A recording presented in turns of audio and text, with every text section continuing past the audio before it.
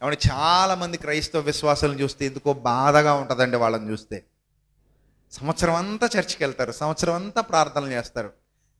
రేపు డిసెంబర్ 31 వచ్చిందంటే వాగ్దానాల పేరుతో అన్ని వచనాలు రాసుకుంటారు. వాగ్దానాల పేరుతో వాళ్ళకి కావాల్సిన వచనాలు ఏరుకుంటారు. ఎక్కడెక్కడ ఉన్నాయో ఏరుకుంటారు. ఏరుకుని వాళ్ళకి అనుకూలంగా ఉన్నవన్నీ రాసేసుకుంటారు. 15 రూపాయలకు 20 రూపాయలకు అమ్మేసుకుంటారు. కొనేసుకుని అవి అందులో పెట్టేసుకుని ప్రార్థన చేసుకుంటా ఉంటారు. ఇంకంతే. నీకేమొచ్చిందక్క? నాకు ఇదక్క. నీకేంటక్క? నాకు ఇదక్క. ఒకళ్ళు చూపించుకుని సంబరపడిపోతుంటారు. ఈ సంవత్సరం అంతా దీన్ని అక్కడే పెట్టుకుని ప్రార్థన చేయాలంటే దానికోసమే. ఇంకా ఒకటేనట, ఇంకేమొద్దట. సంవత్సరం అంతా ఒకటే, ఇది నెరవేర్చు. ఇప్పుడు దేవుడు నీకు నిజంగా వాగ్దానం చేస్తే మళ్ళీ నెరవేర్చమని మళ్ళీ అడగడం ఏంటి? వింతగా లేదు ఇది. అసలు రెండు బుర్రలా ఒకటే బుర్రకాయ. ఇప్పుడు వాగ్దానం అని ఎలా తీసుకున్నావు? నువ్వు ఎవరిచ్చారని తీసుకున్నావు? దేవుడు వాగ్దానం చేసినంటే మళ్ళీ ఆయన అడగాల? ఇంకా వాగ్దానం చేసిన వాడు అద్ది, వాగ్దానం చేసిన వాడు నీలాంటోడు కాడు. ఎవరైనా నమ్మదగిన వాడు. నువ్వు ఆయన దగ్గర 15 రూపాయలు పెట్టి వాగ్దానం కొన్నావా? 20 రూపాయలు పెట్టి కొన్నావా? దేవుడి దగ్గర వాగ్దానాన్ని కొనేంత రేంజ్ వచ్చింది నీకు. సూపర్. నువ్వు దేవుని వాగ్దానాన్ని ఏం చేసే రేంజ్కి ఎదిగిపోయావు? ఏం చేసే రేంజ్కి ఎదిగిపోయావు నువ్వు? కొనేసే రేంజ్కి ఎదిగిపోయావు. చూసావా? వారు తాము సిగ్గుపడవలసిన సంగతుల యందు అతిశయపడుతున్నారు. That's all. దేవుని వాగ్దానాన్ని నువ్వు కొనేస్తావా? నీ తుచ్చమైన డబ్బుతో కొనగలవా? ఎవరైనా కొన్నారు అసలు బైబిల్లో? అసలు దేవుని వాగ్దాన్ని కొనగలిగే స్థాయి ఈ ప్రపంచంలో ఎంత గొప్ప ధనవంతుడికైనా ఉందంటారు? అసలు ఉందా? నేను ఎప్పుడు చెప్తుంటాను నా సువార్తలో, పరలోకాన్ని కొనగలిగే శక్తి ఎవరికైనా ఉంటే అందులో నెంబర్ 1 బిలియనీర్స్ ఎవరైనా ఉంటే వాళ్ళు నిలబెట్టండి. కోట్లలో ఉన్నాయి. కోట్లండి వాళ్ళ ఆస్తి. ఒక బిల్ గేట్స్ ఆస్తి కోట్లు, ఒక శాంసంగ్ కూడా ఆస్తి కోట్లు బిలియన్స్లో ఉంది.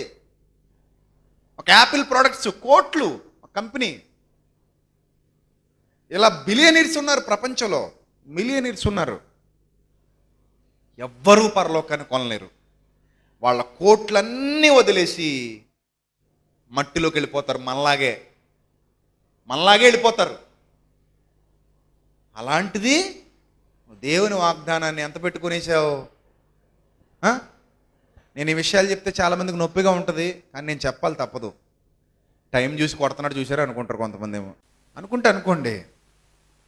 దేవుని వాగ్దానాన్ని కొనేంత స్థాయికి నువ్వు ఎదిగిపోయావంటే నీ మూఢత్వం, నీ పైశాచికత్వం, వాడెవడాడు మొన్న వారం మాట్లాడుకున్నాం, గారడీ సీమోను, అలాంటి పరిస్థితులు ఉన్నామన్నమాట. ఆ గారడీ సీమోను అలాగే ఏం చేశాడట? డబ్బు పట్టుకుని వెళ్ళి పెట్టాడట.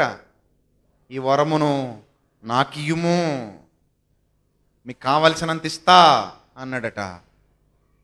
అప్పుడు ఏమన్నాడు తెలుసా? నీలో చేదైన పైత్యం ఉంది, రోగం ఉందరా, నీకేదో పెద్ద జబ్బు వచ్చింది, నీకు ఏదైనా చేదైన పైత్యం ఉంది నీలో, సెట్ చేసుకోపోతావు అన్నాడు. అంతే పేతురు గారు. జాగ్రత్త, లేదంటే పోతావు గారడీ సీమోను అన్నాడు. మనలో కూడా అలాంటి చేదైన పైత్యమే. ఒక వాగ్దానం రాసేసుకున్నావా, దాన్ని మళ్ళీ కొనేసావా, అది వాగ్దానం అని చెప్పావా, మళ్ళీ దాని గురించే ఆయన అడుగుతున్నావా సంవత్సరం అంతా?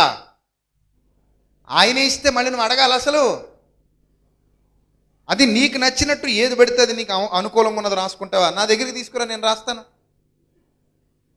నా దగ్గర తీసుకురా, నేను బైబిల్లో రాస్తాను, అందంగా తీస్తాను. ఆగ్రహ శాసమును నీవు ధరించుకొందువు, నీ ప్రాణము ఓదార్పు పొందనొల్లకై ఉన్నది. రాయినా?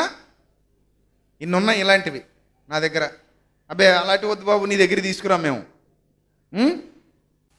అసలు వాగ్దానం ఏదో, వాగ్దానం కానిదేదో, బైబిల్లో ఏముందో, దాని అర్థం ఏంటో, అది ఎవరికి చెప్పబడిందో, మనకేం చెప్పబడ్డాయి, పితరులకు ఏం చెప్పబడ్డాయి, ప్రవక్తలకు ఏం చెప్పబడ్డాయి, ఎవరికి ఏది చెప్పబడిందో మనకు అనవసరం. రాసేసుకోవడమే.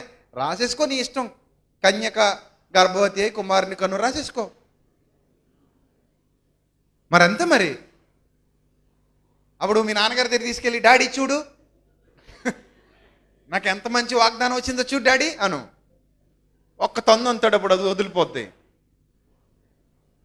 రాసేసుకోవడం ఇష్టం వచ్చినట్టు, నీకు నచ్చినట్టు. అది నీదా? అది ఎవరిది? అది ఆ సెన్స్ ఉండాలి, ఆ సెన్స్ ఉండాలి. మనకు బుర్ర పని చేయాలి. ఇది ఎవరిది? మరీ గారిది, మంద కాదు. ఇంకెవరికి పని చేయదు అది. ఆవిడ ఒక్కరికే పని చేస్తుంది, ఇంకెవ్వరికి పని చేయదు. లేకపోతే రాసేసుకో, నువ్వు రాసేసుకో. నీ కొరకు ఒక వాడ సిద్ధము చేసుకున్నాము. రేపు నుంచి మొదలెట్టు. చెక్కలు తెచ్చుకొని గోదావరి రోడ్డుకి వెళ్ళిపోయి రాజమండ్రిలో మొదలుపెట్టు. ఆవిడ నువ్వు ఎన్ని సంవత్సరాలు కడతావో కట్టు. ఓ పురుగు రాదు, పుట్ర రాదు, నువ్వే అందులో పడి దొల్లాలి, అందులోనే చావాలి. జలప్రళయం రాదు. సో ఇది ఎలా ఉందంటారండి, రోజు క్రిస్టియానిటీని చూస్తుంటే నవ్వాలో ఏడవాలో కూడా అర్థం కావట్లేదండి. ఇంక అంతే, అన్నీ మావే, రాసేసుకోవడమే.